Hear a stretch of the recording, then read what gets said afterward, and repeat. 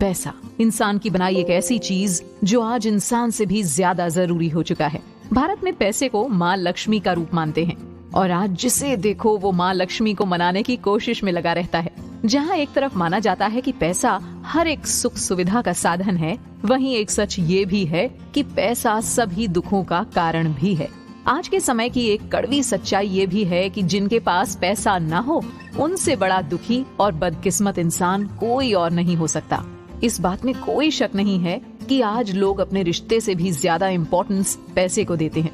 इसलिए तो पैसे की वजह से अच्छे खासे रिश्ते भी टूट जाते हैं। नमस्कार, और आप सुन रहे हैं एक ऐसा शो जो पूरी तरह से अमीरी गरीबी के बीच कड़ी माने जाने वाले पैसे के ऊपर बेस्ड है।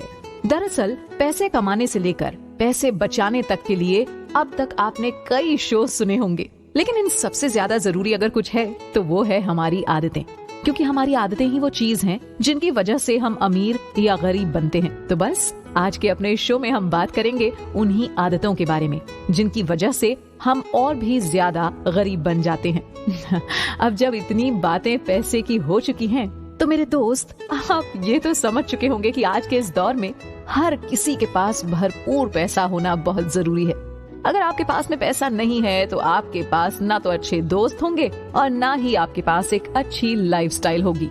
शायद यही वजह है कि आजकल सच्ची दोस्ती और सच्चे रिश्ते खत्म होते जा रहे हैं और लोग खुद को अमीर दिखाने की दौड़ में इतने ज्यादा बिजी हो चुके हैं कि वो अपनी हकीकत को भी भूलते जा रहे हैं। ऐसा ही कुछ था अनिकेत के साथ। बिहार का रहने वाला अनिकेत वैसे तो एक मिडिल क्लास फैमिली का लड़का था, लेकिन उसके सारे दोस्त काफी अमीर थे। अनिकेत हमेशा उनके जैसा बनने की कोशिश किया करता था। पिता की आर्थिक स्थिति खराब होने के बावजूद भी अनिकेत अपने दोस्तों की महंगी गाड़ियों, कपड़े, मोबाइल्स को देखकर सिर्फ दोस्त में दिखावा करने के लिए महंगे आईफोन और महंगे ब्रांडेड कपड़े पहना करता था ताकि उसकी भी अपने दोस्तों के बीच में एक धौंस बनी रहे। वैसे तो अनिकेत दुनिया के सामने खुद को अमीर दिखाने की पूरी कोशिश करता था, लेकिन जब वो रात को सोने जाता तो उसके दिमाग में अमीर बनने के तमाम विचार आते। वो बस अपनी लाइफ में किसी तरीके से ढेर सारा पैसा कमा के अमीर बनना चाहता था। वैसे मुझे मालूम है हम सभी के बीच में ऐसे तमाम अनिकेत हैं जो बस किसी तरह से फाइनेंशियली फ्रीडम पाना चाहते हैं और दुनिया में अपनी पकड़ बनाने के लिए खुद को अमीर दिखाने की कोशिश करते हैं। अगर आप उनमें से एक हैं तो ये शो बिल्कुल आपके लिए है, क्योंकि अनिकेत के सफर में हम अपनी उन तमाम आदतों के बारे में जान पाएंगे जिनकी वजह से हम और भी ज्यादा गरीब बन जाते हैं। तो बस इत्मीनान से बैठ जाइए और सुनना शुरू कीजिए ये शो। एक बार अनिकेत और उनके दोस्तों ने दिल्ली घूमने का प्लान किया। सारे दोस्तों ने अपनी सुविधा अनुसार फर्स्ट एसी की टिकट बुक की, जिनको देखकर अनिकेत ने भी अपने लिए फर्स्ट एसी की ही टिकट खरीद ली, क्योंकि दोस्तों के सामने इज्जत की बात थी। बस फिर क्या, सारे दोस्त निकल पड़े दिल्ली के लिए। इस सफर में कुछ ऐसा होने वाला था जिसकी वजह से अनिकेत की लाइफ बदलने वाली थी। अगर आपने कभी भी फर्स्ट एसी में ट्रैवल किया होगा तो आपको पता होगा कि उसमें एक प्राइवेट केबिन होता है जी, जिसमें केवल 2 व्यक्ति ही रह सकते हैं और वो उसे अंदर से पूरा एक कमरे की तरह इस्तेमाल कर सकते हैं। अक्सर बड़े लोग और बिजनेस क्लास के लोग ही फर्स्ट एसी से ट्रैवल करते हैं। 5 दोस्तों में 4 दोस्तों को तो एक साथ एक केबिन मिल गया, लेकिन अनिकेत की सीट एक अनजान व्यक्ति के साथ दूसरे केबिन में थी। पहले तो अनिकेत को बहुत अजीब लगा, लेकिन जब उसने केबिन का दरवाजा खोला तो अंदर लैपटॉप पर काम कर रहे एक व्यक्ति को देखकर उसकी आंखें खुली की खुली रह गईं। अनिकेत के केबिन में मशहूर लेखक और financial advisor Vishnu Sharma travel कर रहे थे। उनकी हाल ही में आई बुक लोगों द्वारा बहुत पसंद की जा रही थी और अनिकेत ने भी उनकी फाइनेंस के ऊपर लिखी किताबें पढ़ रखी थी, इसलिए वो उन्हें तुरंत पहचान गया। विष्णु शर्मा को देखते ही अनिकेत ने कहा, हेलो सर, नमस्ते। मेरा नाम अनिकेत है। मुझे खुशी है कि मैं आपके साथ ट्रैवल कर रहा हूँ। मैंने आपकी लगभग सारी किताबें पढ़ी हैं। आप सच में बहुत कमाल का नॉलेज देते हैं। अच्छा, तुम्हें सच में अच्छी लगी मेरी किताब? हाँ सर, यहाँ तक कि मैं अपने दोस्तों को भी आपकी किताबें पढ़ने के लिए कहता हूँ। सच कहूँ तो मैं आपके द्वारा बताए गए टिप्स को फॉलो भी करता हूँ। अनिकेत की इस बात को सुनकर विष्णु शर्मा जी ने अनिकेत से पूछा, तो बताओ मेरी कौन सी किताब तुम्हें अच्छी लगी? या वो छोड़ो, ये बताओ कि उन किताबों से तुम्हें हेल्प मिली या नहीं? सर, आपकी किताबें तो वैसे बहुत कमाल की हैं, लेकिन सच कहूँ तो मैं उन चीजों को सही तरीके से अपनी लाइफ में अपना नहीं पा रहा हूँ। मैं कोशिश तो कर रहा हूँ, लेकिन इतनी ज्यादा सफलता नहीं मिल रही है। विष्णु शर्मा जी जो कब से अपने लैपटॉप में लगातार कुछ टाइप किए जा रहे थे, अनिकेत की ये बात सुनकर अचानक से अपनी टाइपिंग रोकते हुए अनिकेत को अपना सामान रखकर अपने पास बैठने के लिए कहते हैं। अनिकेत भी अपना सारा सामान अपनी सीट पर रखकर उनके पास में बैठ जाता है। फिर विष्णु जी अनिकेत से कहते हैं, तुमने कहा कि मेरी किताब को तुम समझ नहीं पा रहे हो और तुम कोशिश भी कर रहे हो, तो क्या मैं जान सकता हूं कि तुम किस तरह की कोशिश कर रहे हो और तुम्हें किस चीज में सफलता नहीं मिल रही? जिन अपूर्वा शर्मा जी से एडवाइस लेने के लिए लोग पैसे देते थे, आज अनिकेत को उनसे बात करने का मौका मिला था। इसलिए बिना वक्त गंवाए अनिकेत अपने प्रॉब्लम्स को बताना स्टार्ट कर देता है। लेकिन उससे पहले एक बात मैं आप सभी से कहना चाहूंगी, ये शो सिर्फ अनिकेत की लाइफ पर नहीं बना है, बल्कि हम सभी की लाइफ से रिलेटेड है। तो आगे जो कुछ भी होगा वो सिर्फ अनिकेत की नहीं बल्कि आपकी भी लाइफ से जुड़ा होगा। इसलिए आगे आने वाली बातों को बड़े ध्यान से सुनिएगा और शो में जो भी टिप्स बताए जाएंगे उन्हें जरूर से फॉलो कीजिएगा। सर, वैसे तो मैं एक लोअर मिडिल क्लास से बिलोंग करता हूँ, लेकिन मेरे सारे दोस्त रिच फैमिली से हैं। मैं भी उनकी तरह लाइफस्टाइल अपनाने की कोशिश करता हूँ, उनकी तरह सोचने और काम करने की भी कोशिश करता हूँ, लेकिन मैं उनके जितना अमीर नहीं बन पा रहा हूँ। आपकी ही किताब में मैंने पढ़ा था कि जो जैसा सोचता है और जैसे एनवायरनमेंट में रहता है वो वैसा बन जाता है। इसीलिए मैं हमेशा अमीर बनने का सोचता हूँ और अमीरों के बीच में ही रहता हूँ ताकि मैं भी अमीर बन जाऊँ, लेकिन मैं अमीर आदमी नहीं बन पा रहा हूँ। अनिकेत की इस बात को सुनकर विष्णु जी हंसते हुए उससे कहते हैं, तुम्हें पता है, तुम मेरी बात तो मान रहे हो और मुझे इस बात की खुशी भी है, लेकिन तुम भी बाकी लोगों की तरह उन बातों को गलत तरीके से इंप्लीमेंट कर रहे हो। गलत तरीके से? मैं कुछ समझा नहीं। अनिकेत के सवाल पर विष्णु जी अपना लैपटॉप अनिकेत की तरफ करते हुए उससे कहते हैं, ये देखो, तुम जैसे न जाने कितने लोग ऐसी ही गलती करते हैं। Motivational speaker, life coach, financial advisor की तमाम बातें सुनकर उसे सही तरीके से इंप्लीमेंट करने की जगह गलत तरीके से इंप्लीमेंट कर लेते हैं और जिस वजह से वो लोग और भी ज्यादा गरीब हो जाते हैं। बस इन्हीं चीजों से बचने के लिए मैं अपनी अगली किताब लिख रहा था। विष्णु जी की बातें सुनकर अनिकेत को पहले तो थोड़ा बुरा लगा, लेकिन वो काफी एक्साइटेड था क्योंकि आज उसे फ्री में फाइनेंशियल एडवाइजर मिल चुका था और वो इस मौके को बिल्कुल भी गंवाना नहीं चाहता था। इसलिए उसने विष्णु जी से एक सवाल पूछा, सर, आपको क्या लगता है कि मेरे अंदर कौन सी बैड हैबिट होगी? देखो, वैसे तो मैं तुम्हारे बारे में कुछ खास नहीं जानता, लेकिन जितनी भी बातें तुमने मुझे अभी अभी बताई हैं, उसके आधार पर मैं तुम्हें बता सकता हूँ कि तुम्हारी सबसे बड़ी बैड हैबिट है शो ऑफ करना। विष्णु जी की ये बात सुनकर अनिकेत को थोड़ा बुरा लगा, मगर फिर भी वो चुपचाप उनकी बातें सुनता है क्योंकि उसे पता था कि वो जो कुछ भी कहेंगे वो अनिकेत के लिए फायदेमंद ही होगा। तुम्हें मालूम है कि तुम्हारी कंडीशन फर्स्ट एसी में ट्रेवल करने की नहीं है, फिर भी तुम दिखावे के लिए अपने पैसे को बेवजह बर्बाद कर रहे हो। और ऐसा केवल तुम नहीं बल्कि ज्यादातर लोग करते हैं, जो दूसरों के सामने दिखावे के लिए अपनी मेहनत की कमाए हुए पैसे को बेवजह पानी की तरह बहाते हैं। सर, मैं आपकी बात से टोटली अग्री करता हूँ, लेकिन ये भी तो सच है ना कि लोग केवल उन्हें ही भाव देते हैं जो लोग खुद को अमीर दिखाते हैं, और वैसे भी सोसाइटी में अपना एक स्टेटस बनाने के लिए दिखावा तो करना पड़ता है। देखो अनिकेत, ये सब कुछ तुम्हारे मन के भीतर का एक भ्रम है। मिडिल क्लास वालों को यही लगता है कि लोग उनके पैसे की वजह से जुड़े हुए हैं, जबकि ऐसा नहीं है। लोग तुम्हारे पैसे नहीं बल्कि तुम्हारे हौसले और हिम्मत की वजह से तुम्हारे साथ रहते हैं। तुम कभी भी किसी अमीर व्यक्ति को देखना, वो लोग बिल्कुल ही साधारण लाइफस्टाइल जीते हैं, वो बहुत साधारण कपड़े पहनते हैं। यकीन नहीं तो तुम मुकेश अंबानी जी को ही देख लो, रतन टाटा जी को ही देख लो। लेकिन वहीं मिडिल क्लास फैमिली के लोगों को देखो, वो बड़े बड़े ब्रांड्स के कपड़े पहनते हैं और वो भी केवल दिखावे के लिए। तो आपके हिसाब से हमें क्या करना चाहिए? देखो, अगर मेरी मानो तो इंसान को दिखावा करना छोड़ देना चाहिए, उसे अपनी जमीनी हकीकत को अपना कर ही जीना चाहिए। अब जैसे अगर तुम स्लीपर क्लास की टिकट लेते तो तुम 2000 रुपए बचा सकते थे, जिसे तुम कहीं इन्वेस्ट करके 4000 रुपए बना सकते थे, और फिर उन्हीं 4 से 4 लाख भी। लेकिन तुमने अपने दोस्तों को दिखाने के लिए 2000 रुपए एक्स्ट्रा खर्च कर दिए, जिसके लिए तुम्हें उनकी तरफ से ना तो कोई एप्रिसिएशन मिलेगा और ना ही कोई स्पेशल गिफ्ट। जी सर, मैं समझ गया। मैं आज से दिखाने के लिए कोई काम नहीं करूंगा। दोस्तों, अनिकेत को तो ये बात समझ आ चुकी थी कि उसने अब तक दिखावे के लिए न जाने कितने रुपए बर्बाद कर दिए हैं, जिन्हें वो कहीं इन्वेस्ट करके खुद के लिए एक अच्छा खासा इनकम सोर्स जनरेट कर सकता था। आपकी समझ में ये बात आई या नहीं? क्योंकि हम आप अनिकेत की तरह न जाने कितने रुपए हर साल केवल दिखावे के लिए बर्बाद कर देते हैं। हमारी ये आदत हमारी गरीबी की सबसे बड़ी वजह बन सकती है। आप सभी ने अपने आसपास होने वाली शादियों को तो देखा ही होगा, है ना? जिसमें लोग अपनी लाइफ की सारी जमा पूंजी खर्च कर देते हैं सिर्फ दुनिया वालों को ये दिखाने के लिए कि उन्होंने कितने आलीशान तरीके से अपने बेटे या बेटी की शादी की है। जबकि सच तो यह है कि शादी में आने वाले 95% मेहमानों को आपकी इन सारी चीजों से कोई लेना देना नहीं होता है। उनमें से ज्यादातर लोग रात का खाना खाने के बाद 1-2 दिन में सब कुछ भूल जाते हैं।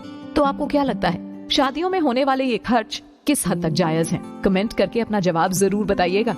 इधर विष्णु शर्मा जी से मिली पहली सीख से अनिकेत काफी खुश था और उसे पता था कि ये पूरा सफर उसके लिए कितना फायदेमंद होने वाला है। थोड़ी देर बाद अनिकेत अपना सारा सामान सही तरीके से रखने के बाद विष्णु शर्मा जी से कहता है, सर आपने अभी अभी मुझे जो बातें बताई मैं उनसे 100% अग्री करता हूँ और मैं आपसे वादा करता हूँ कि मैं अपनी ये हैबिट आज इसी पल छोड़ दूंगा। फिर कभी भी दिखावे के लिए पैसे खर्च नहीं करूंगा। लेकिन मेरे मन में एक सवाल है, अगर आप कहें तो आपसे पूछ लूं? विष्णु जी को युवाओं से बात करना पसंद था, इसलिए वो अनिकेत के सवाल को मना नहीं कर पाए। उन्होंने कहा, हाँ पूछो ना। सर आपने तो फाइनेंस के बारे में पढ़ाई और रिसर्च भी की है और तो और लोगों को ट्रेनिंग भी देते हैं, तो क्या आप मुझे जल्द से जल्द अमीर बनने के लिए कोई शॉर्टकट बता सकते हैं? कितना अजीब है ना, जब कभी भी हम किसी फाइनेंशियल एडवाइजर से मिलते हैं तो ये सवाल हम सभी अक्सर पूछते हैं। खैर, जिस तरह से अनिकेत ने कसम खाई कि वो दिखावे के लिए पैसा बर्बाद नहीं करेगा, आपको भी इस बात की कसम खानी चाहिए। चलिए तो जानते हैं कि विष्णु शर्मा ने अनिकेत के इस सवाल का आखिर क्या जवाब दिया। अमीर बनने के इस शॉर्टकट को जानने के लिए जरूर से सुने हमारे अगले एपिसोड को।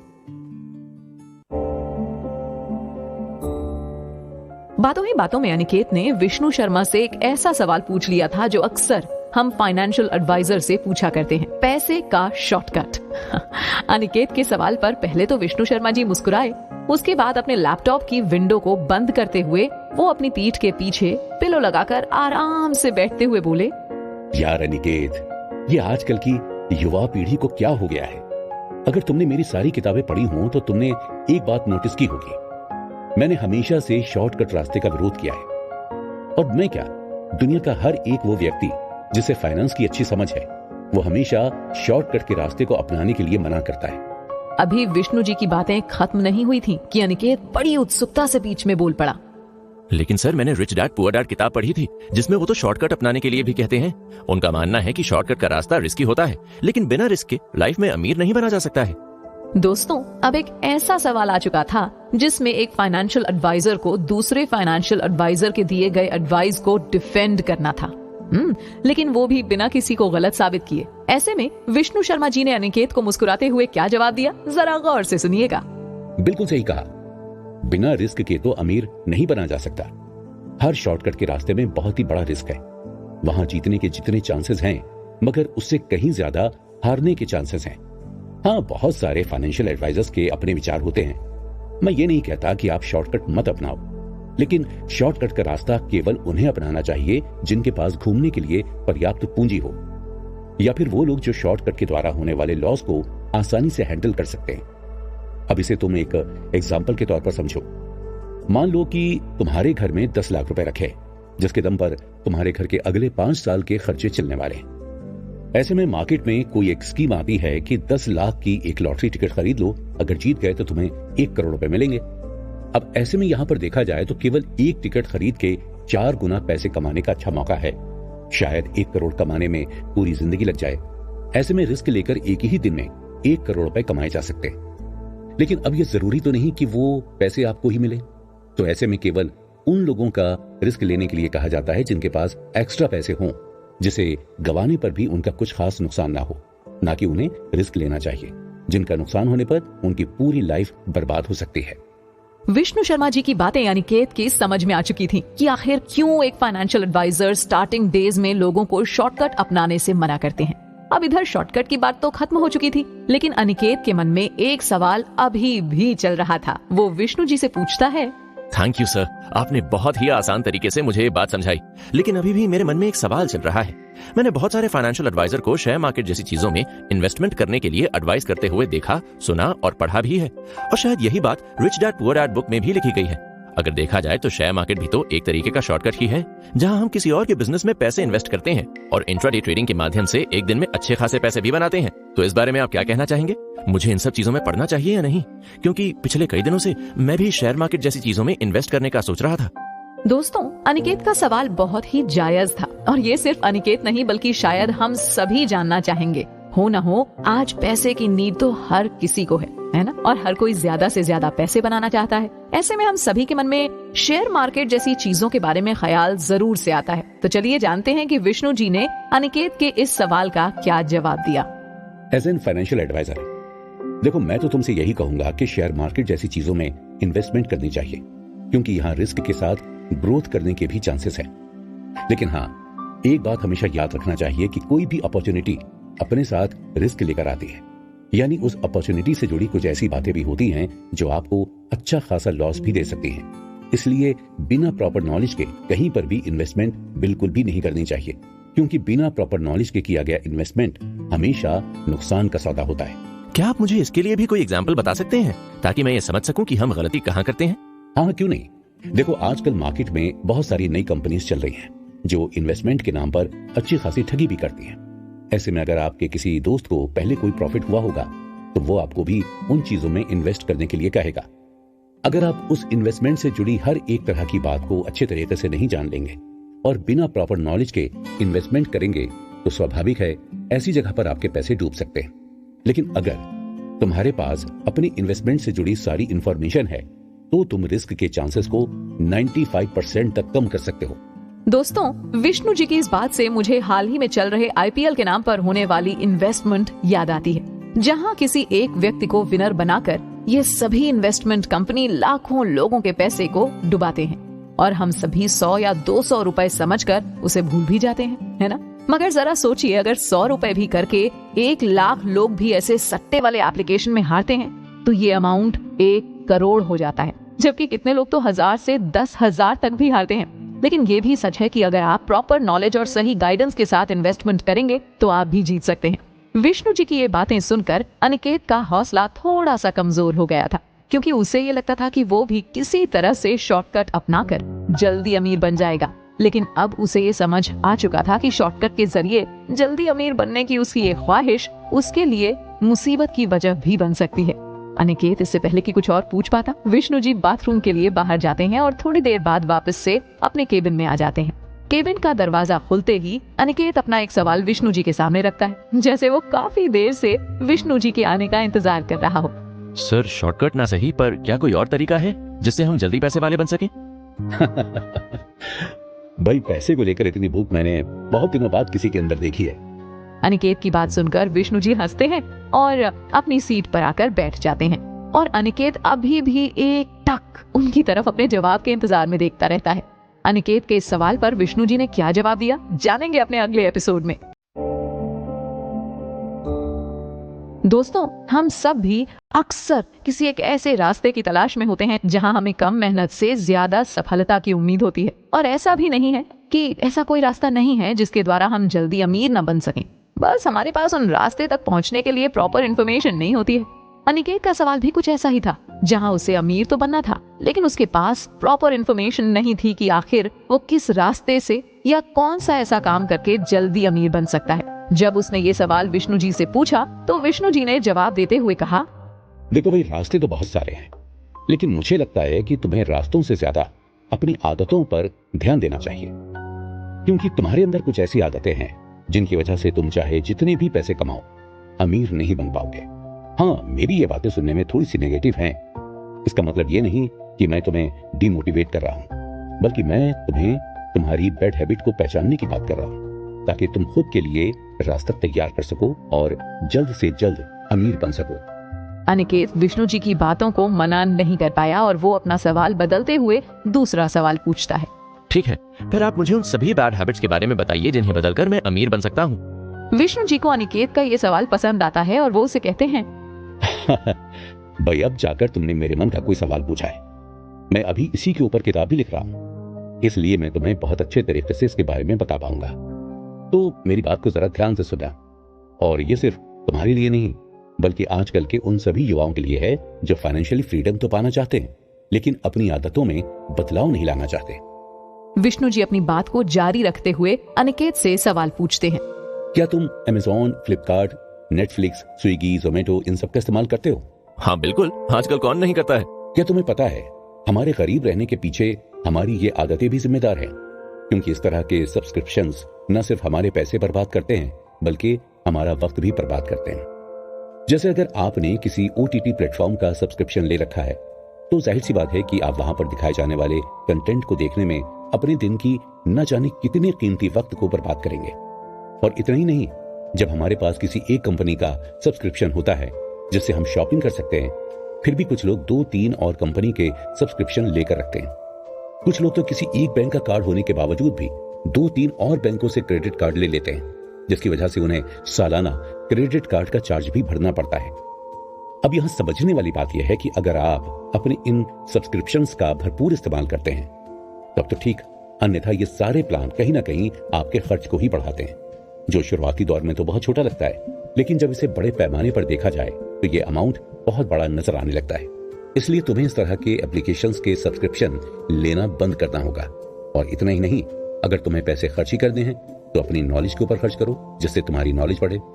जैसे तुम किसी अच्छे ऑडियो प्लेटफॉर्म के सब्सक्रिप्शन को ले सकते हो, जहां तुम्हें रोजाना कुछ न कुछ इंफॉर्मेटिव चीजें सुनने को मिलेंगी, जो तुम्हारी नॉलेज के साथ साथ तुम्हारे करियर में आगे बढ़ने में भी हेल्प करेंगी।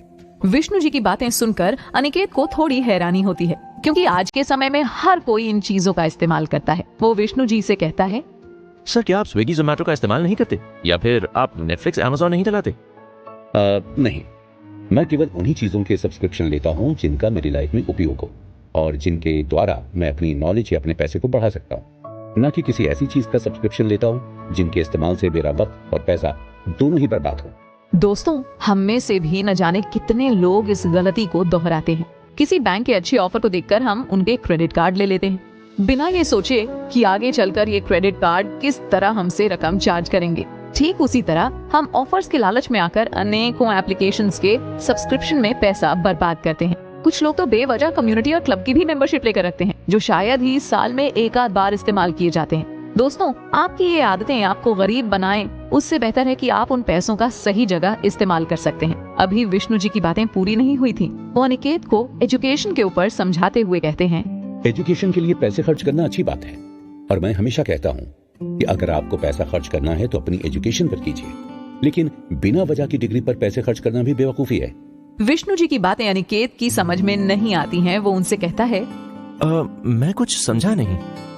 देखो, दरअसल कुछ लोग पढ़ाई के साथ साथ बेवजह की डिग्रियां भी लेकर रखते हैं। उन्हें ऐसा लगता है कि लाइफ में कभी ना कभी वो सारी डिग्रियां उनके काम आएंगी, जबकि ऐसा बहुत कम होता है। अगर तुम्हें डॉक्टर बनना है तो बेहतर है कि तुम अपनी फील्ड से रिलेटेड चीजों पर ही पैसे खर्च करो। जैसे डॉक्टरी से रिलेटेड किताबें पढ़ो, उससे रिलेटेड सेमिनार अटेंड करो, उससे रिलेटेड लोगों से मिलो, क्लासेस अटेंड करो, बुक्स पढ़ो। इन सारे कामों में किया हुआ इन्वेस्टमेंट कहीं ना कहीं तुम्हारे लिए फायदेमंद होगा। लेकिन अब एजुकेशन के नाम पर तुम इंजीनियरिंग की किताबें पढ़नी शुरू कर दो, बिना वजह रॉकेट साइंस के बारे में पढ़ने लगो, जिसका तुम्हारे फ्यूचर से, तुम्हारे करियर से कोई लेना देना भी नहीं है। ऐसे इन्वेस्टमेंट वेस्ट माने जाते हैं। तो दोस्तों, ये थी आज की 2 ऐसी बैड हैबिट जिन्हें हमें भी अपने अंदर से मिटाना चाहिए। पहली, कि बिना किसी वजह के बेफिजूल में सब्सक्रिप्शन लेना बंद करना होगा, और दूसरा कि हमें अपनी फील्ड, अपने करियर से रिलेटेड चीजों के बारे में नॉलेज गेन करने के लिए इन्वेस्टमेंट करना चाहिए और बेफिजूल की डिग्री लेने से बचना चाहिए। इधर अनिकेत आज एक ऐसे व्यक्ति के साथ सफर कर रहा था जिसके पास फाइनेंस की अच्छी खासी नॉलेज थी। अनिकेत के मन में एक ही सवाल था कि जाने से पहले मैं विष्णु जी से कुछ तो ऐसी चीज सीख कर जाऊंगा जिसकी वजह से मैं भी अपने दोस्तों की तरह अपनी लाइफ में अमीर बन सकूं। विष्णु जी ने आगे अनिकेत को अमीर बनने के लिए क्या कुछ टिप्स दिए, जानने के लिए जरूर से सुने हमारा अगला एपिसोड। विष्णु जी और अनिकेत का सफर यूं ही चल रहा था और बातों ही बातों में कब रात के 8 बज गए उन्हें पता भी नहीं चला। विष्णु जी भी अब अनिकेत की कंपनी को एंजॉय कर रहे थे। उनके सामने एक ऐसा नवयुवक था जिसके अंदर अपनी लाइफ में आगे बढ़ने और अमीर बनने का एक नया जोश और जज्बा भरा हुआ था। विष्णु जी को अनिकेत का स्वभाव बेहद पसंद आ रहा था। अनिकेत के दोस्त उसके केबिन में डिनर के लिए उसे बुलाने आते हैं, लेकिन अनिकेत के साथ विष्णु जी को देखकर वो भी शॉक्ड हो जाते हैं और सब एक एक करके इंट्रोडक्शन के बाद विष्णु जी से बातें करने लगते हैं कि तभी विष्णु जी कहते हैं, भाई तुम सभी से मिलकर मुझे भी बहुत अच्छा लगा। देखो, बात तो हम सभी जरूर करेंगे, लेकिन मेरी मानो तो तुम सबको लाइफ में प्रायोरिटी डिसाइड करना सीखना चाहिए कि कब क्या ज्यादा जरूरी है। अगर तुम इसके अकॉर्डिंग काम करना सीख गए तो तुम सभी अपनी लाइफ में बहुत आगे जाओगे। और मुझे लगता है अभी के लिए ज्यादा जरूरी है तुम सभी का डिनर करना। चलो इसलिए पहले डिनर करते हैं।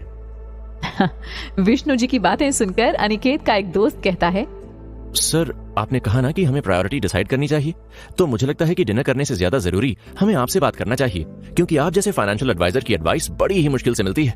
खाने का क्या है, ये तो हम रोज ही करते हैं, लेकिन आपसे मुलाकात रोज नहीं हो सकती। उस लड़के की बात सुनकर विष्णु जी मुस्कुराते हुए उसे कहते हैं, हाँ तुम्हारी ये बात भी ठीक है। तुम एक काम कर सकते हो, आज तुम लोग डिनर यहीं करो मेरे साथ, बात भी हो जाएगी और डिनर भी। तो जाओ अपना अपना डिनर लेकर आओ।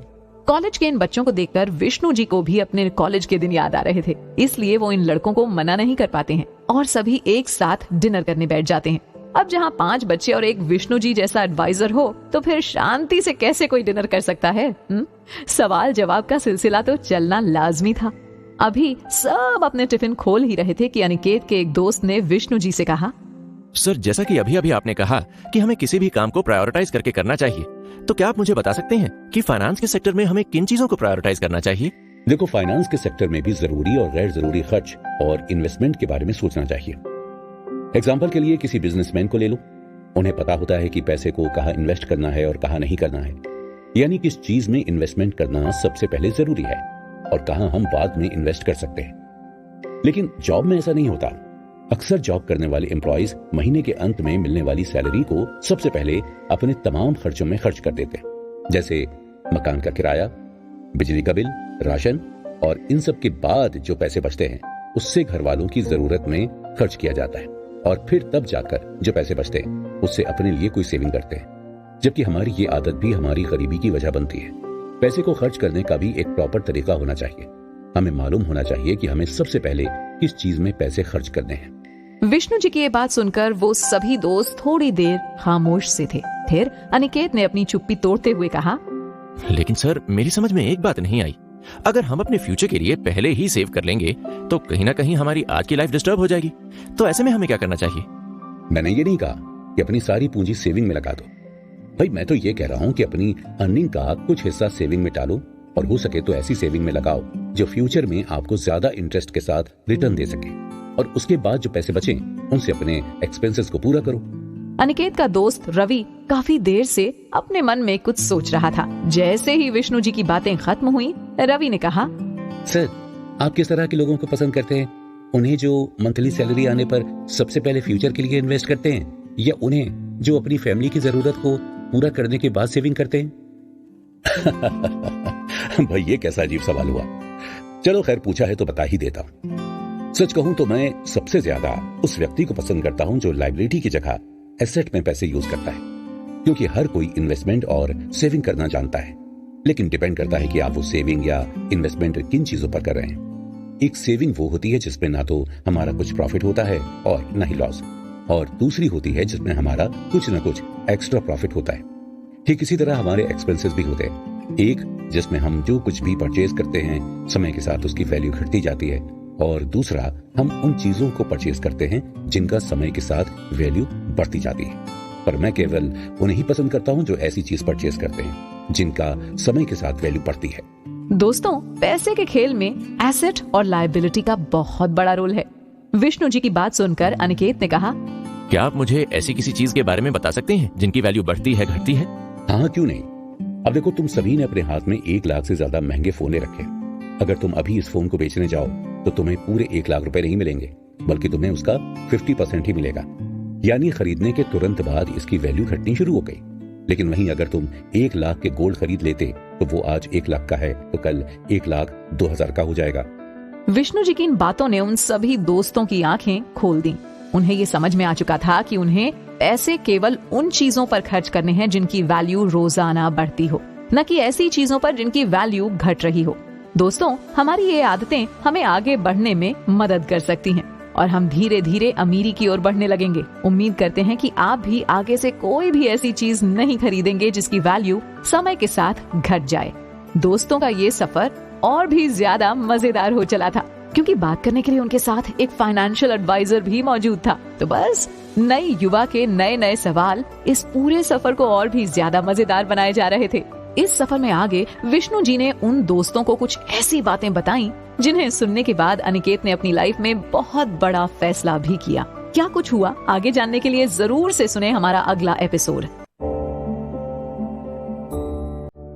डिनर खत्म होने के बाद सारे दोस्तों ने ग्रुप सेल्फी के लिए विष्णु जी से रिक्वेस्ट की। बेचारे विष्णु जी उन बच्चों की रिक्वेस्ट को भला कैसे मना करते, इसलिए सभी ने सेल्फी ली और फिर विष्णु जी ने उन दोस्तों से एक सवाल पूछा।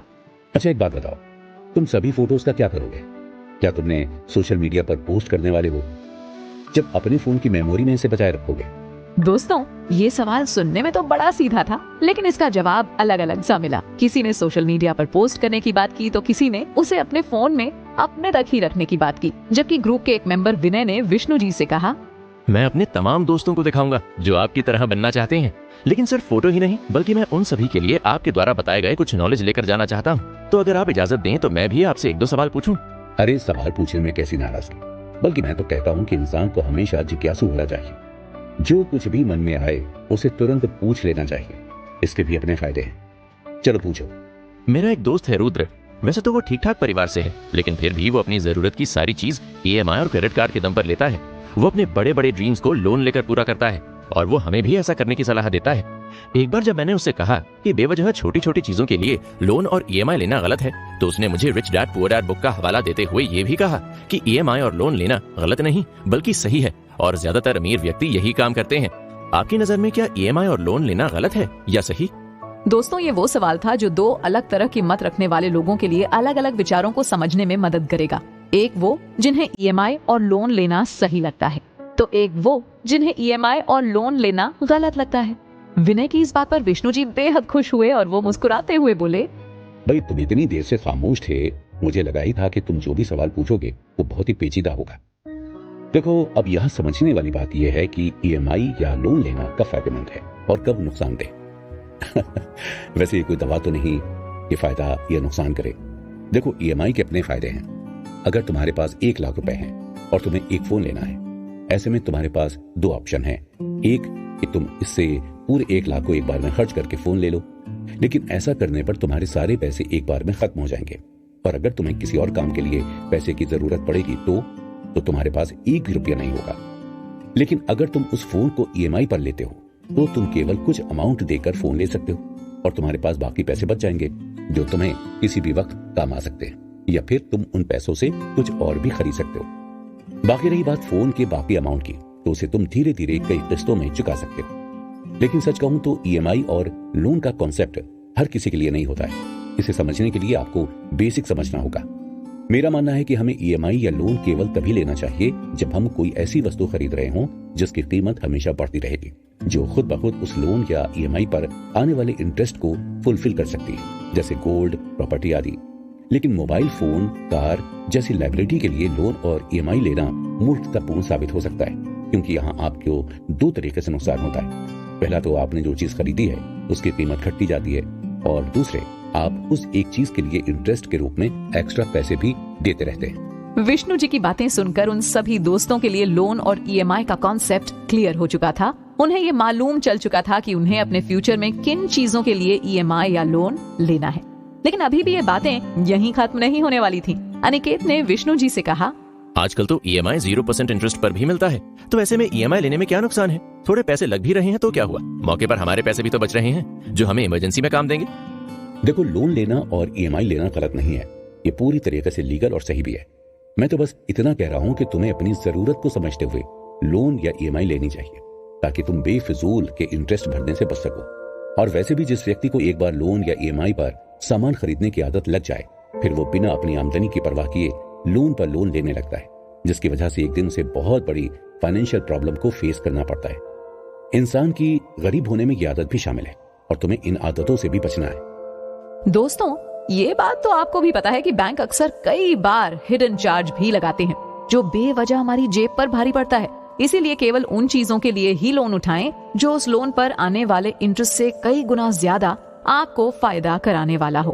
अगर आप कोई लायबिलिटी खरीद रहे हैं तो कोशिश करें कि उसे लोन या EMI पर न लें, या फिर 0% EMI पर ही लें। कुछ लोग छोटी छोटी चीजों के लिए लोन लेते रहते हैं, ऐसा करने पर एक दिन उनके ऊपर बैंक का बहुत बड़ा कर्जा आ जाता है और फिर उनका दिवालिया भी निकल जाता है।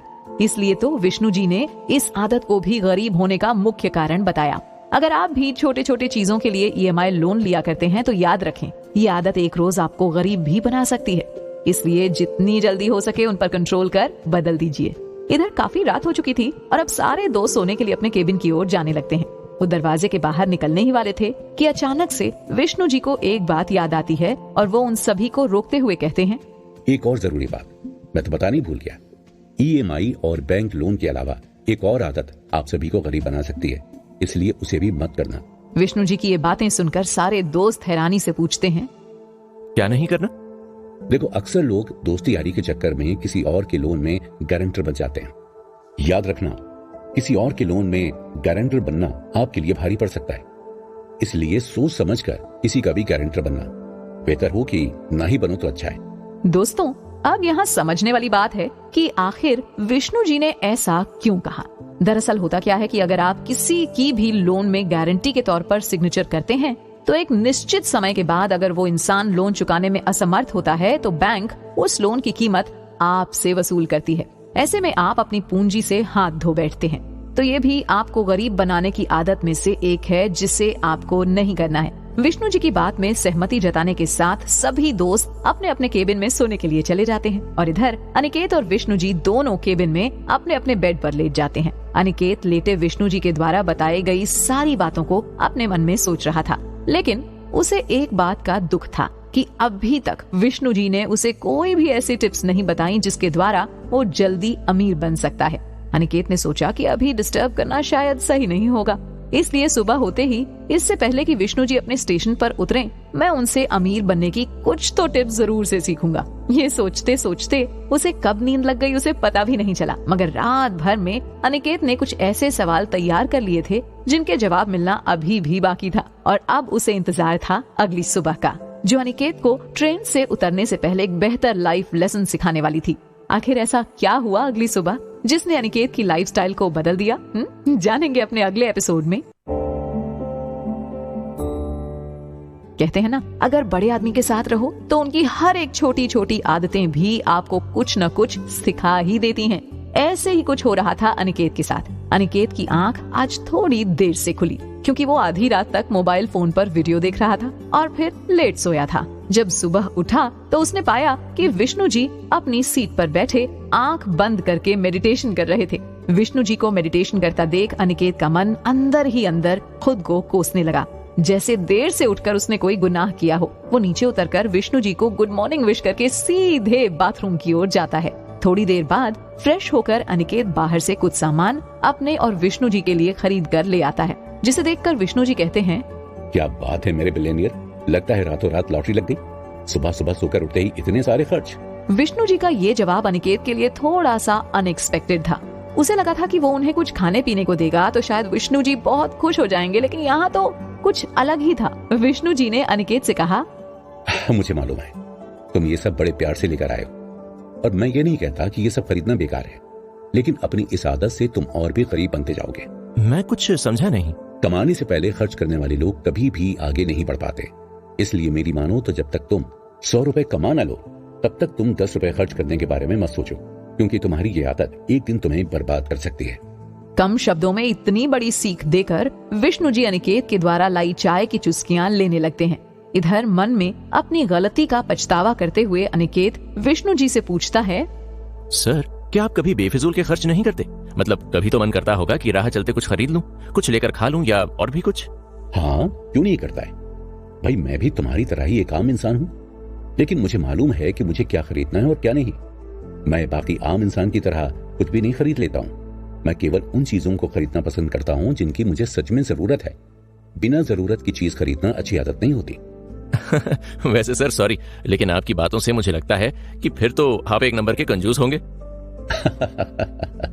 सही पहचाना है तुमने, लेकिन इसे कंजूसी नहीं कहते।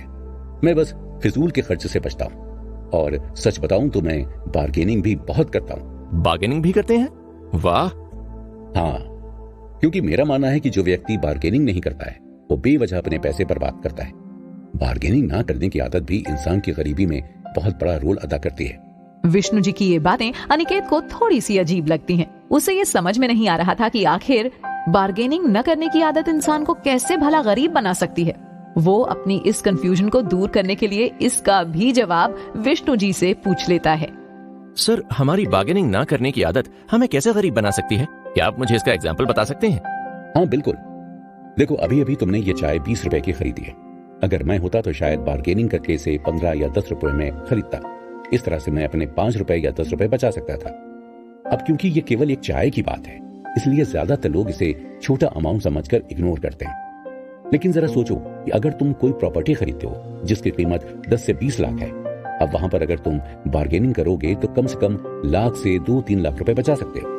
ठीक यही होता है जब हम इलाज के लिए अस्पताल में जाते हैं और बिना बार्गेनिंग किए जो भी बिल पर प्रिंट होता है हम वो अमाउंट पे कर देते हैं। इससे हम कम दाम वाली चीजों के लिए भी एक्स्ट्रा अमाउंट करके चले जाते हैं।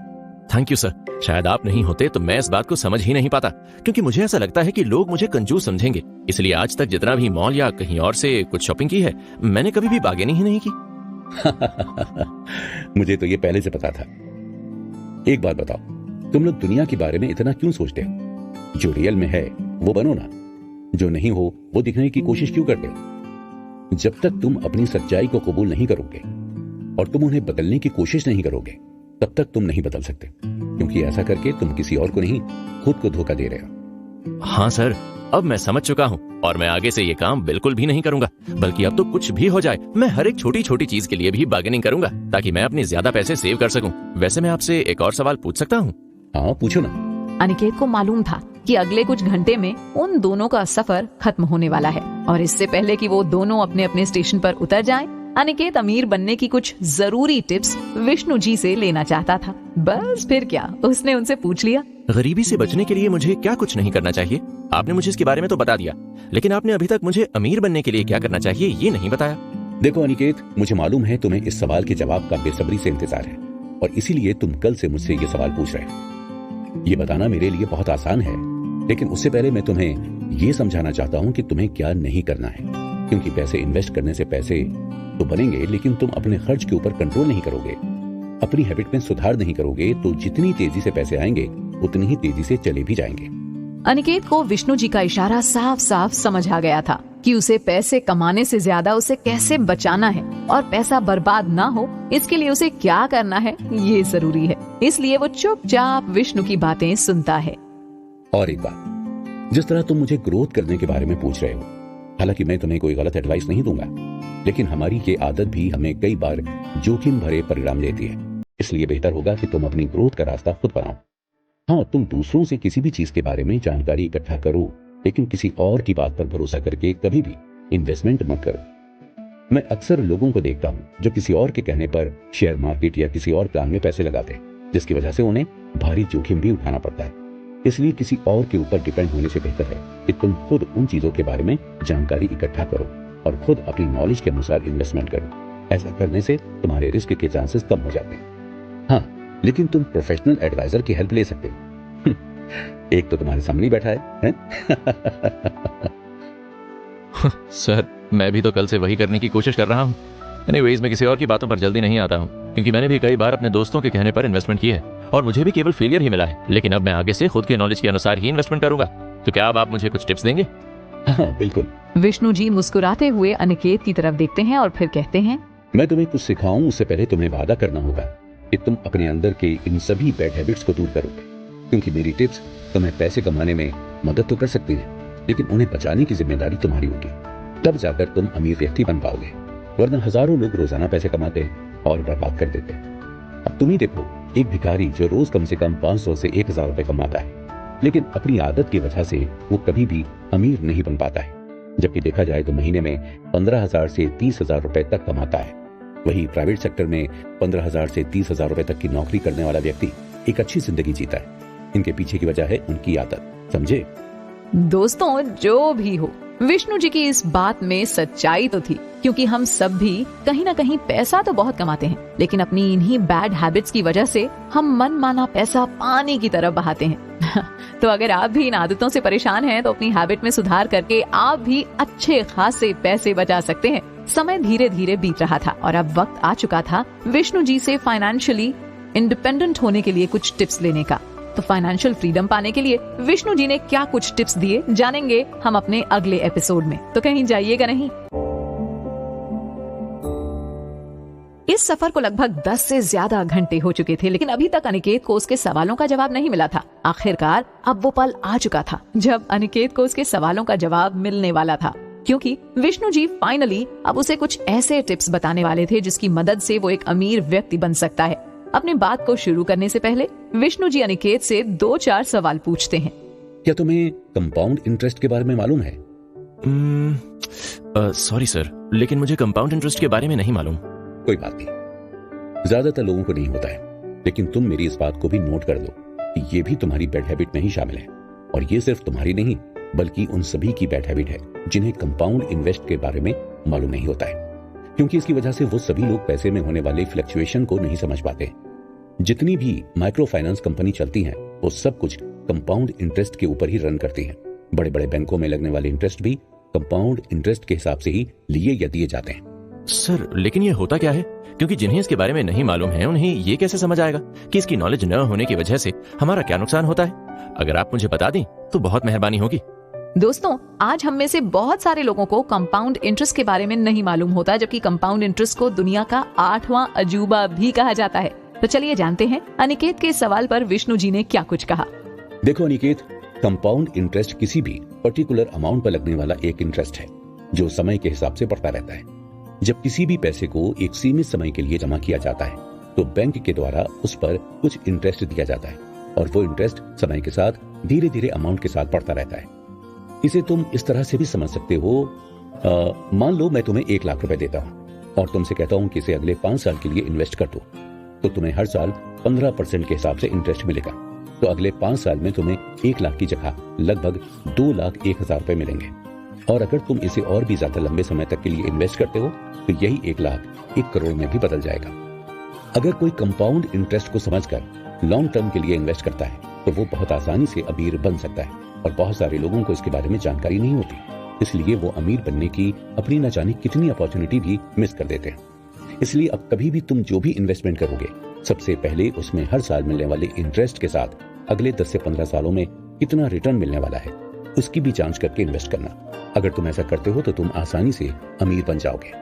विष्णु जी की इन बातों से अनिकेत को ये तो समझ में आ गया था कि इन्वेस्ट करने से पहले उसे कंपाउंड इंटरेस्ट के बारे में अच्छी खासी नॉलेज इकट्ठा करनी होगी, ताकि वो भी लॉन्ग टर्म इन्वेस्टमेंट प्लान बना सके और एक अच्छा और हाई रिटर्न प्राप्त कर सके।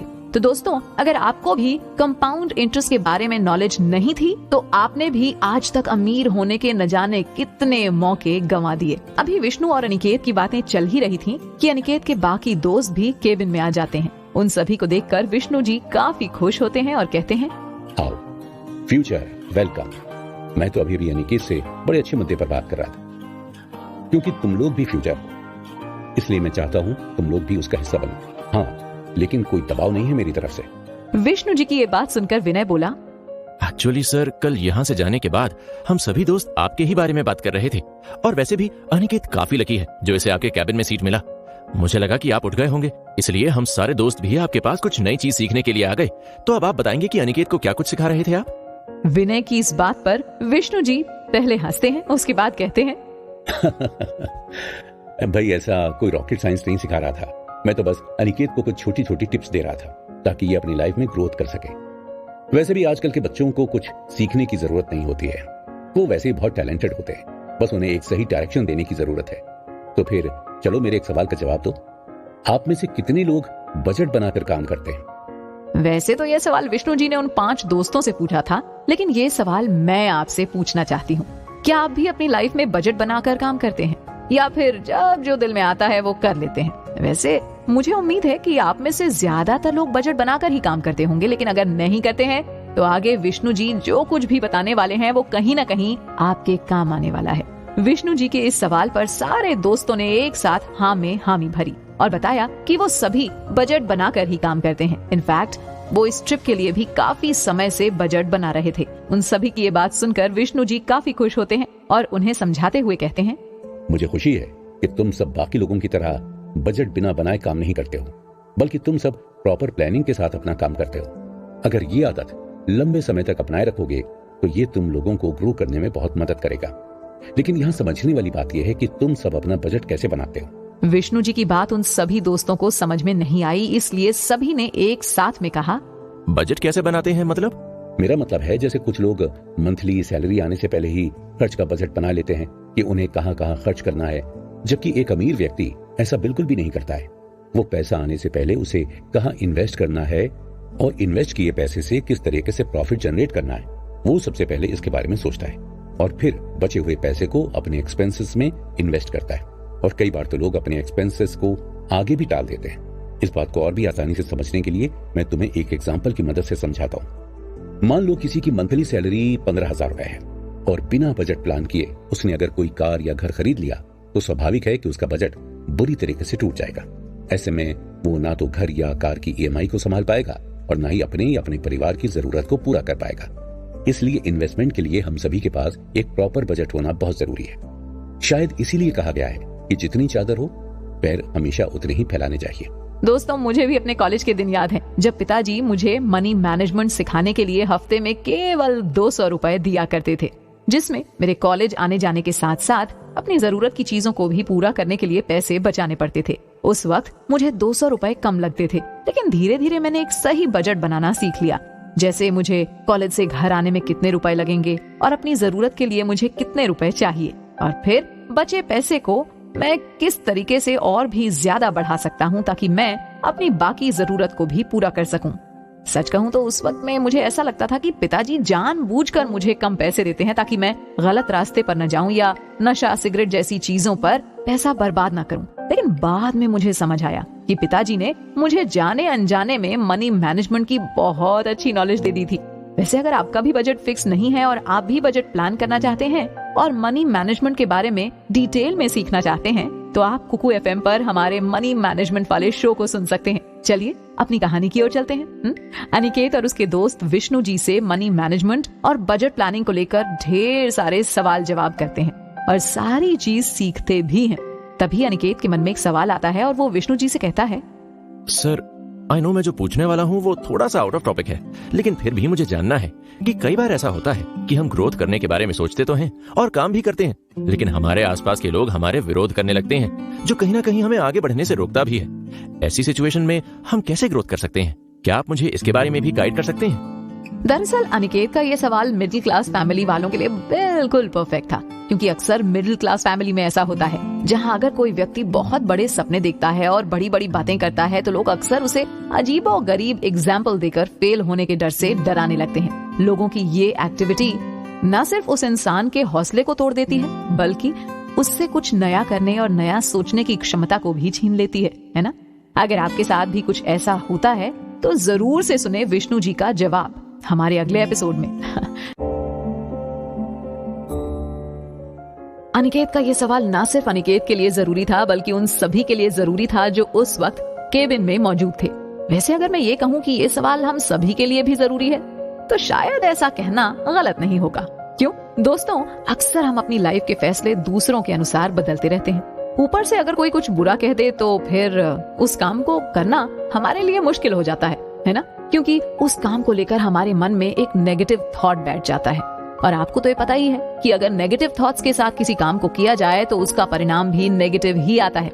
इसलिए ये बात तो तय है कि हमारी लाइफ हमारे आसपास के लोगों के द्वारा भी बहुत ज्यादा इफेक्टेड होती है। जब यही सवाल अनिकेत ने विष्णु जी से पूछा तो उन्होंने अनिकेत को समझाते हुए कहा, देखो ऐसा नहीं है कि हम लोगों की बातों से इन्फ्लुएंस नहीं होते, लेकिन ये हम पर डिपेंड करता है कि हमें किन की बातें माननी है और किन की बातें नहीं माननी है। और ये तो स्वाभाविक है कि लोग अगर हमारे जैसे सोच नहीं सकते तो वो अक्सर हमारे खिलाफ ही बात करते हैं। ऐसे में हमें नैरो माइंड पीपल से दूर ही रहना चाहिए और हो सके तो उनकी बातों को इग्नोर भी करना चाहिए। मैं आप सबको कुछ ऐसी टिप्स बता रहा हूं जो हमारे आसपास में लोगों से जुड़ी हैं और ये टिप्स तुम्हें फाइनेंशियली ग्रो करने में बहुत ही ज्यादा मदद करेंगे। तो मेरी बात को जरा ध्यान से सुनना। सबसे पहली बात, कभी भी उन लोगों से किसी भी तरह की एडवाइस ना लेना जिन्होंने अपनी लाइफ में कुछ खास काम ना किया। जैसे जिस व्यक्ति ने इससे पहले कभी बिजनेस ना किया हो, अगर आप उससे बिजनेस के बारे में एडवाइस लेंगे तो स्वाभाविक है कि वो आपको गलत जानकारी ही देगा।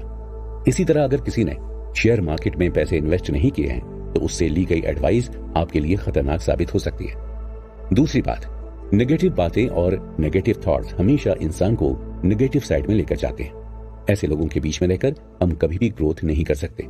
ऐसे में बेहतर होगा कि हम ऐसे लोगों से दूर रहें। तीसरी बात, कुछ लोग काफी इंट्रोवर्ट टाइप के होते हैं जो ना तो किसी से दोस्ती रखते हैं और न ही किसी से कोई संबंध रखते हैं। ऐसे लोग भी अपनी लाइफ में सक्सेसफुल नहीं हो पाते, इसलिए हमें जितना हो सके लोगों के साथ घुलना मिलना चाहिए। हाँ, वैसे एक आदत है जो हर व्यक्ति को बदलनी चाहिए, वो यह है कि किसी से भी पैसे की मदद मांगने के बजाय उस व्यक्ति से पैसे कमाने के आइडियाज के बारे में पूछना चाहिए। मैं अक्सर लोगों को देखता हूं जो दूसरों से पैसे उधार लेते हैं। देखो, तुम सभी यंग हो और मुझे मालूम है फ्यूचर में कभी ना कभी पैसे की जरूरत पड़ेगी। ऐसे में अपने दोस्तों से या किसी से भी पैसे उधार मांगने के बजाय पैसा कैसे कमाया जाए इसके बारे में जरूर पूछना। ये आदत तुम्हें बहुत जल्दी अमीर बना सकती है। और आखिरी बात, प्लानिंग। जब कभी भी प्लानिंग करो तो अपने पार्टनर को भी प्लानिंग में इन्वॉल्व जरूर करो। मैंने अक्सर फैमिलीज में देखा है, लोग अपने पार्टनर को अंडर एस्टिमेट करते हैं। उन्हें ऐसा लगता है कि उनके पार्टनर शायद उनकी बजट प्लानिंग में उनकी मदद नहीं कर पाएंगे, जबकि ऐसा नहीं होता। आपका पार्टनर आपकी सिचुएशंस को अच्छी तरीके से समझता है, इसलिए जब कभी भी आप फाइनेंशियल प्लानिंग करें तो अपने पार्टनर को भी जरूर इन्वॉल्व करें ताकि आप एक बेहतर फ्यूचर प्लान कर सकें। विष्णु जी की कही एक एक बात अनिकेत के लिए किसी लाइफ चेंजिंग शब्द से कम नहीं थी। वो एक एक बात को बड़ी बारीकी से सुन और समझ रहा था, क्योंकि उसके बाकी दोस्त अमीर घराने से थे, लेकिन अनिकेत को अभी अपनी अमीरी का सफर तय करना था। बातों ही बातों में अनिकेत के मन में एक अजीब सा सवाल आया और उसने विष्णु जी से बड़े संकोच करते हुए कहा, सर, मैंने अक्सर लोगों को ये कहते हुए सुना है कि पैसे के मामले में इंसान को सेल्फिश होना चाहिए। आपका इसके बारे में क्या कहना है? देखो, सच कहूं तो पैसा एक ऐसी चीज है जो किसी भी रिश्ते को बना या बिगाड़ सकता है, और यह भी सच है कि हमें पैसे के मामले में सेल्फिश होना चाहिए। चाणक्य की कही वो बातें हमेशा याद रखना। अगर तुम ज्यादा धन पाना चाहते हो तो तुम्हें पैसे को लेकर लालची बनना होगा। अभी विष्णु जी की बातें पूरी नहीं हुई थीं कि अनिकेत बीच में बोल पड़ा, लालची? क्या सर, एक तरफ तो आप हमें बुरी आदतों से दूर रहने की सलाह दे रहे हैं और दूसरी तरफ हमें लालच जैसी आदत अपनाने के लिए भी कह रहे हैं, ये जानते हुए भी कि लालच करना गलत है और इसका परिणाम भी गलत होता है। मुझे तुम्हारी आदत बहुत पसंद है कि तुम छोटी छोटी बातों को भी बड़े गौर से पकड़ते हो। ये बहुत अच्छी खूबी है कि तुम चीजों को बड़े ध्यान से सुनते समझते हो। याद रखना, जिस व्यक्ति के अंदर ये गुण नहीं होते वो लोग भी अपनी लाइफ में ज्यादा ग्रोथ नहीं कर पाते। हाँ, तो बात करते हैं तुम्हारे सवाल पर कि लालच करना बुरा है या नहीं। अच्छा देखो, सच बताऊं तो लालच करना तब अच्छा है जब वो लालच किसी को बिना नुकसान पहुंचाए तुम्हारा फायदा कर रहा हो। लेकिन वो लालच करना जिसमें किसी दूसरे का नुकसान हो वो हमेशा से गलत माना गया है। और यहाँ पैसे के लालच का ये मतलब नहीं है कि तुम्हें दूसरों के पैसे को छीनना या हड़पना है, बल्कि तुम्हें ज्यादा से ज्यादा ग्रीडी बनना पड़ेगा। तुम्हारे अंदर पैसे को लेकर एक भूख होनी चाहिए। जिस भी व्यक्ति के अंदर पैसे को लेकर भूख नहीं है वो व्यक्ति फाइनेंशियल फ्रीडम नहीं पा सकता है। मुझे याद है, एक बार मैंने चाणक्य की लिखी किताब में पढ़ा था जहां उन्होंने जिक्र किया था कि पैसे के लिए जिद्दी भी बनना पड़ता है। अगर आपने किसी को उधार पैसे दिए हैं तो उनसे अपना पैसा मांगने में बिल्कुल भी शर्म ना करें, क्योंकि जो व्यक्ति अपने दिए पैसे मांगने में शर्म करता है उसे फाइनेंशियल क्राइसिस का सामना करना ही पड़ता है, यानी गरीबों की तरह जिंदगी गुजारनी पड़ती है। मेरे पड़ोस में एक मिश्रा जी रहते थे जो अक्सर लोगों की मदद किया करते थे। उनके इसी नेचर की वजह से कई बार कुछ लोग बेवजह बहाने बनाकर भी उनसे पैसे ले जाया करते थे। मिश्रा जी की इन आदतों की वजह से एक रोज मिश्रा जी के पास पैसे की कमी हो गई। ऐसे में जब उन्हें पैसे की सख्त जरूरत थी तो वो लोगों से अपने दिए उधार पैसे नहीं मांग पाए, क्योंकि उन्हें ऐसा लगता था कि दूसरे लोग मुश्किल में अपनी जरूरत के लिए उन्हें तकलीफ नहीं दे सकता। ये तो बहुत बुरा हुआ। मेरे पिताजी के साथ भी ऐसा ही हुआ था। लोग उन्हें बेवकूफ बनाकर पैसे लेकर जाते थे और जब उन्हें जरूरत होती तो अलग अलग तरह के बहाने भी बनाया करते थे। बिल्कुल, दूसरों की मदद करने की आदत भी आपको गरीब बनाती है, इसलिए आपको दूसरों की मदद करने से पहले खुद की मदद करनी चाहिए।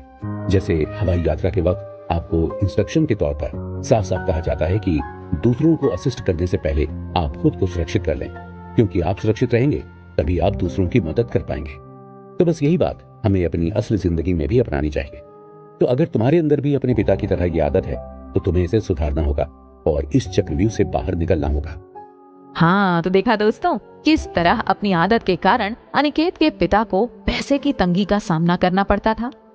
अगर आप भी इस तरह की आदत को अपनाए हुए हैं तो याद रखना आपको भी बुरे दौर देखने पड़ सकते हैं। इससे पहले वो दिन आए, अपनी इन आदतों को बदल दीजिए।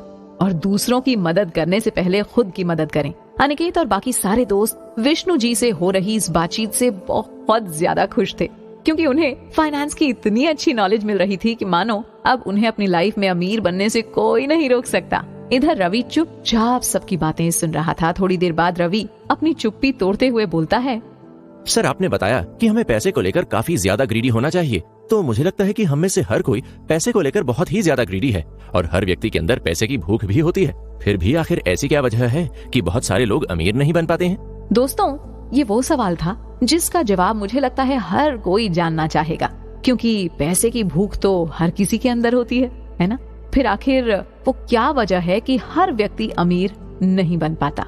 जानेंगे इस सवाल का जवाब अपने अगले एपिसोड में। दोस्तों, पिछले एपिसोड के अंत में रवि ने एक ऐसा सवाल पूछा था जो विष्णु जी को बहुत पसंद आया, क्योंकि हो ना हो रवि की बातों में सच्चाई थी, है ना?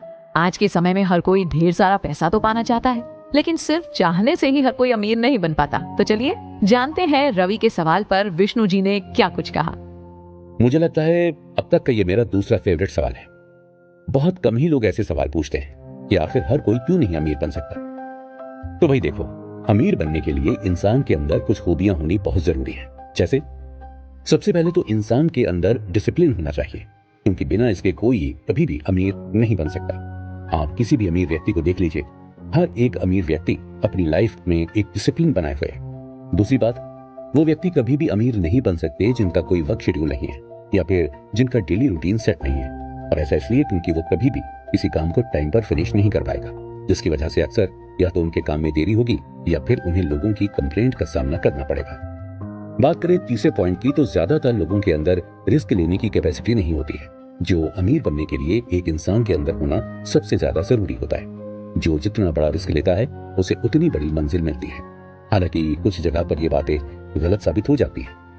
और चौथे पॉइंट की बात करूं तो कुछ लोगों को पैसे अर्न करने और उसे सही इस्तेमाल करने तो आते हैं, मगर पैसे से पैसे बनाने नहीं आते। वो लोग अपने डेली काम को करके अपने ढेर सारे पैसे तो बना सकते हैं, लेकिन कभी अमीर नहीं बन सकते जब तक उन्हें पैसे से पैसे बनाना ना आ जाए।